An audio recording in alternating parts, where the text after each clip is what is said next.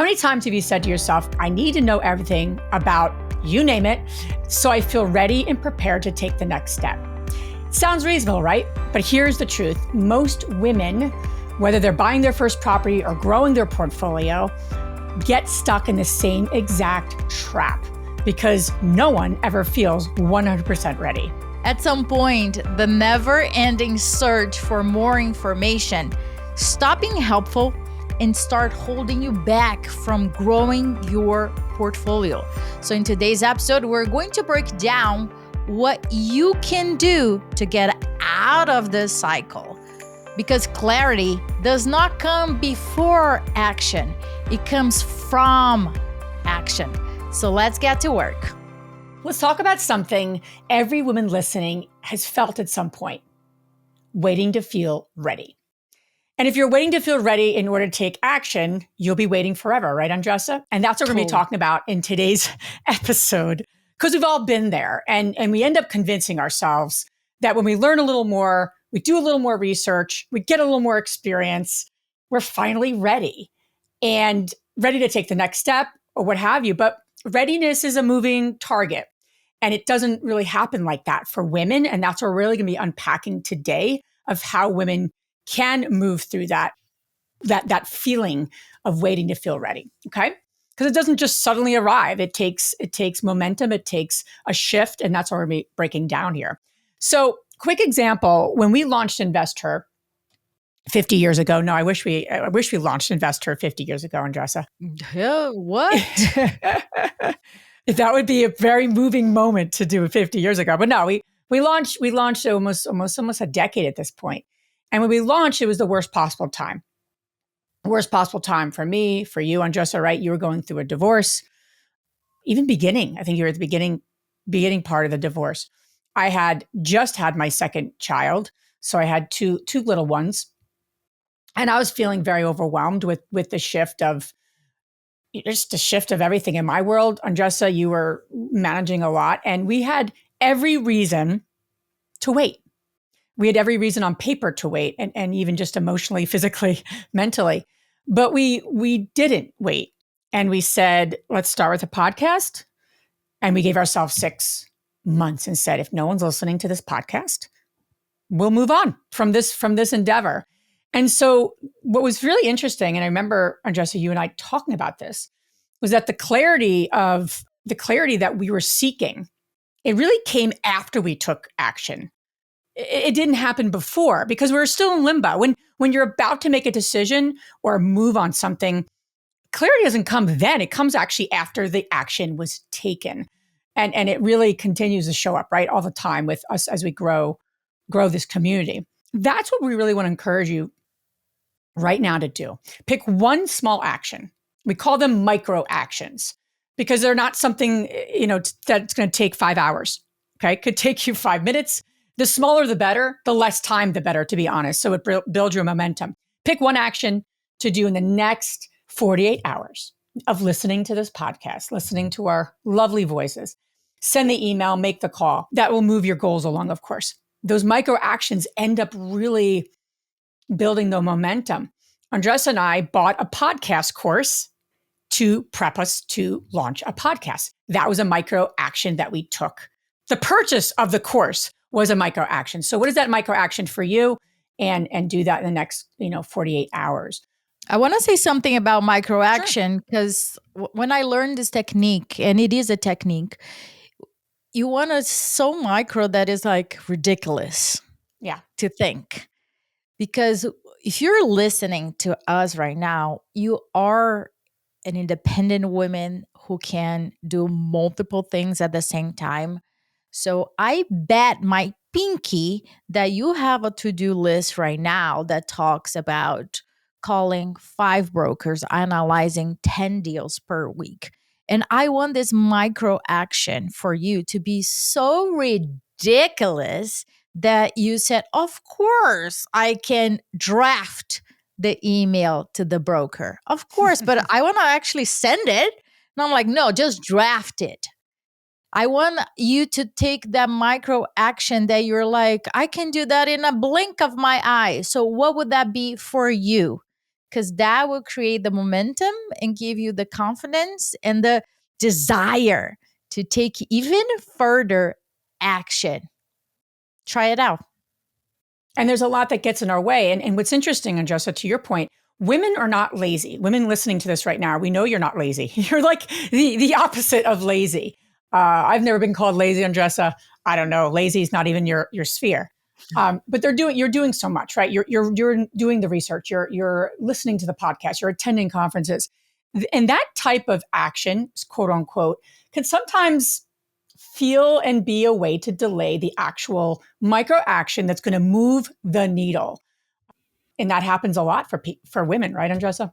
Yeah, it's a trap. And what we want here is to bring awareness to you. It feels productive when you attend conference, listen to podcasts, read another book, and take those actions. I'm not saying avoid all of them. What I'm saying is that they lead to nothing without action. The longer you take to actually take an action, the higher the probability that you will never do it. So, what we're encouraging all of you to do is to do not get comfortable with the learning, the over learning. Then you are just expanding your comfort zone. And we all know the growth happened outside the comfort zone. So let's break that down. But before that, let me throw myself under the bus. I love that. So in 2011, when I started investing, count with me how many courses I took. Forget about the books for now, right? Because that was How many insane. did you take? I don't know if I know this answer. How many did you take? Courses? Yeah. All that I saw, everything. And here's how I was so out of focus. I took foreclosure, probate, short sale, commercial real estate, just to name a few. Ask me if I ever done any foreclosure. No. But it felt really, really good to travel, to spend 3 days learning about foreclosure and all of those things. I felt good about it. Did that move the needle forward? No. There was one course that I took that did, which was to really master the market. That had a coach attached to it, and I was forced to take action, forced to go around the neighborhood, walk the neighborhood, knock on doors, talk to people, and really feel confident about my knowledge, which allowed me to make offers, appraisal on my first deal, all of it, and pull a HELOC out that allowed me to expand my business. So what I encourage all of you to do is to really be aware of the trap itself. So here's an action step that I encourage you to take. Instead of asking yourself, what else can I learn? What another book that I can start today? I invite you to ask yourself, what can I test today? Remember, there's no right or wrong choice. You are testing things, seeing how it goes. If it fits your personality, your goals, your lifestyle, always think about testing. So, what can you do today to put in practice what you have learned? And this includes this podcast, right? So, we want you to really start taking those actions. Remember, the longer you take, higher the probability that you never do it and you're going to forget. So, we really encourage you within the next 48 hours that you take the next step. Liz, there is something in common between all women who take action. Do you know what it is? I think well, I they do. have big eyelashes or something that they can see things. There's one thing. They are not doing it alone. Their safety net is the women that they surround themselves with. And that's what we have seen inside our community more and more, right? At the end of the day, it's not just what we do, because that is what we're talking about, right? Moving the needle, doing action steps. But in order to take action steps and to move through the quote unquote knowing to the doing aspect, we really have to get very honest with ourselves. And Justin, I know you and I have had a lot of these moments, and we've seen the women in our community. It's not what you're doing, it's who you're being, right? Really, like, who are you being? And classic rich dad material, in order to have what you want and to do what you need to do, even in a simple way, who do you need to become to align yourself to that? And people are opposite. What do I want? And then what do I need to do? And that's obviously what we've been talking about. But this is a very important step. And when we say, who do you need to be? Because that's a big question, right, Andresa? Yeah. When we're like, what are you talking about, right? Yeah. What are you talking about? Astronaut. Yeah, right? Astronaut. We're not talking about a function, right? It's a way of being. It's a way of being. And the easiest way, simplest way we can encourage you to begin that path is to meet your future self. And what does that best version of yourself look like? Who is she? How does she hold herself? What are the qualities that she possesses? Is she confident? Is she graceful? Is she good at negotiation? Is she fun? Is she bold? What are those words and that way of being that you want to embody? Not in the future, right? We want to embody it today. And when you're growing and you're a little overwhelmed, it can become very heavy. And you're not always like, yes, I'm being my best version of myself. And you have those moments, right, Andresa, that you're like, I'm totally not being the best version of myself. For me, and where I was really stuck doing a lot of things alone, I was running our business, multiple businesses, managing properties, cleaning apartments. I was literally doing it all and raising two kids. And I remember there was a day I dropped my son off at daycare and I had, like, the bucket. I call it the bucket. My daughter was in, like, the car seat, which as a mom, you're literally just have it right on your arm. You're like strengthening your muscles, which is great. But you're moving around very quickly with that seat. You're not taking them in and out all the time. So I brought my son into daycare, put the seat down, right? Put my baby down, got into a conversation, or maybe multiple conversations, knowing me. And I left the building and I got into my car. And I'm like, holy shit, I forgot my daughter inside. So this is like literally minutes, but still, I run back into to the daycare. And I thought the director, she looked, when you feel like judged, like you're like the worst mother on the universe of the planet. She looked at me with a look like, are you kidding me? She didn't say that. She's like, I think you forgot something. She said it like very sarcastic. And it's not your purse. Exactly. And I said, I did. I'm like, it's been a little bit of a crazy day. She's like, oh, it's only 8 a.m. I'm like, yeah, great seeing you too. So it was a moment for me. But it shook me. And it's a moment that I'll never forget how I felt. And listen, we make mistakes as moms all the time. But that was bigger than a mistake. It became very real to me that I was doing way too much. I wasn't connecting enough with, the micro actions I needed to take. And I was doing it all alone. And I remember it was right around, I don't know if you knew that story, if I told you that story when I met you, Andresa, but it was right around the time, Andresa and I really started connecting, meeting together and supporting each other. And I remember her making lots of comments over the years of supporting me around different things. And I said, okay, I need to shift this. I got to stop. I got to fire myself, not from my kids, but from the other areas of my life that are draining me, cleaning apartments, managing some units, things like that. Right. Yeah. And we always use the word like we stand for each other. Right. And it's uncomfortable. And if you're listening now, you're like, oh my gosh.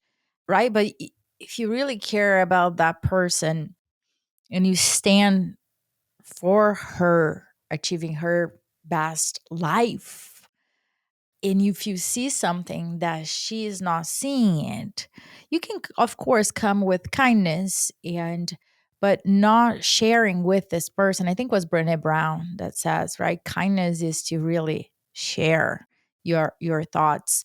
So Liz, I am very curious, and I have already, we had this conversation before, but I'm gonna ask you to share with everybody that is listening to us.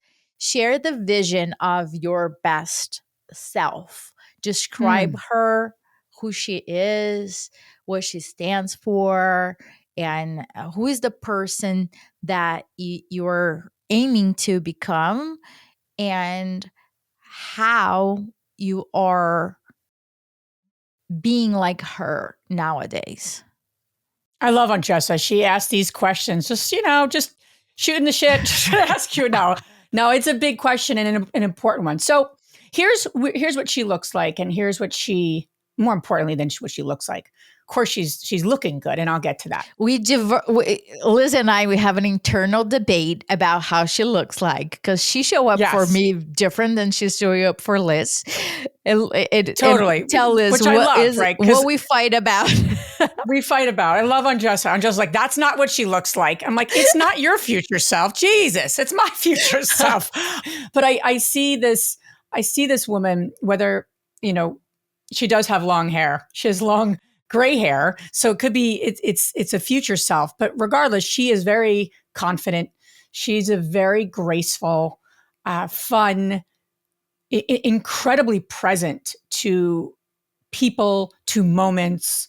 This level of just enjoying life for what it is, and kind of saying and doing what needs to be done in the moment, if you will, in a very loving, joyful way. And not that everything's joyful, right? There's going to be moments that are not joyful, quote unquote, but she brings this level of grounding to everything she does and whomever she speaks to.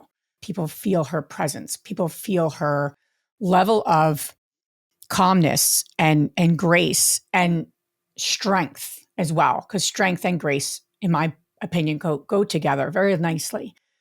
She's very fit. She's wearing a beautiful long dress that's flowy, like a casual, almost like a white dress. And she's just very comfortable in her own skin. And she's doing a lot of good work in the world to making an impact.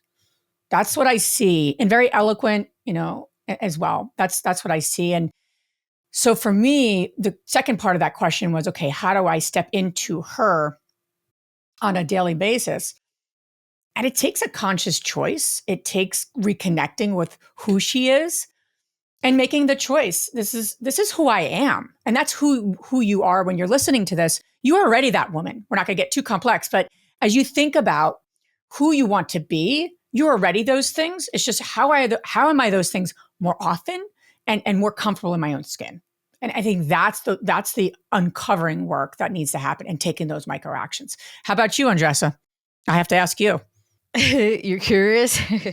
I think the women that I see physically, really, health is at the top of her list. Really fit. I see muscles because she did strength training. There you go. I like that. She does take care of her hormones. There is a sense of peace and really enjoying the moment.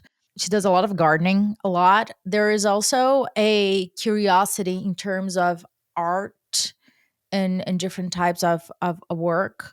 There's a lot of work also into missionary work, philanthropic work, and really inspiring other women to be their best self. It's very grounded, very grounded. Does not speak fast, and that does not speak too much. But what comes out of her mouth, it's something like people stop and swallow for a second, because there is that sense of like, oh shit, what did you just say? Right? Tell me more about what is that? And I am saying this because every time I meet her, that's how I feel about her. Very centered, not like everywhere, aligned, very confident about who she is and the impact that she does in the world. And how I live her and get closer to her and like touch fingers, right? Is in very intentional, meaning if she gardening there, might as well I'm gonna start gardening now.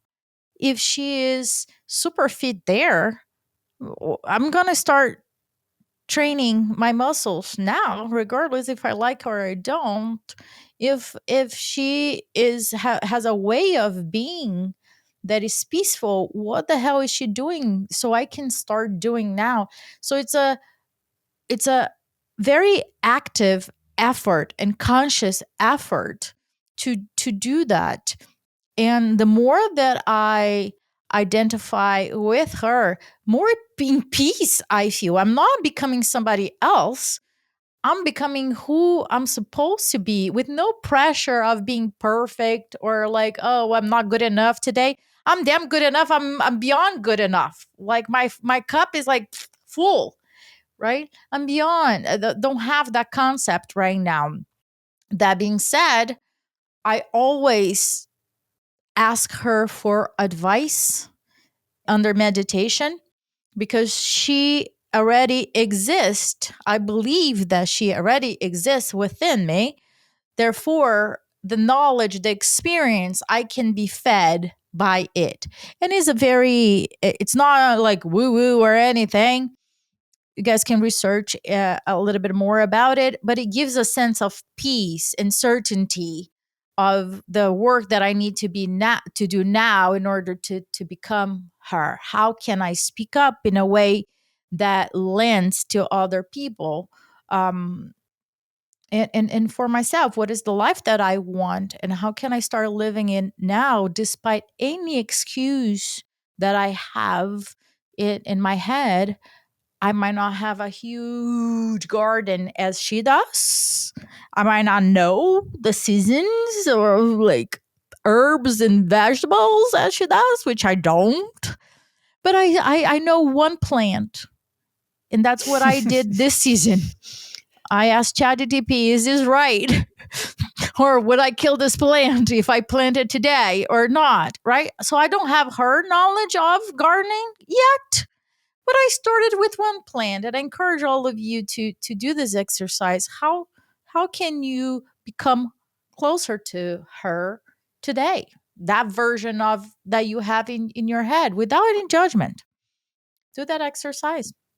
I love that. And here's the action to pull in the last piece is that's great when we start really becoming and identify what that best version of ourselves is.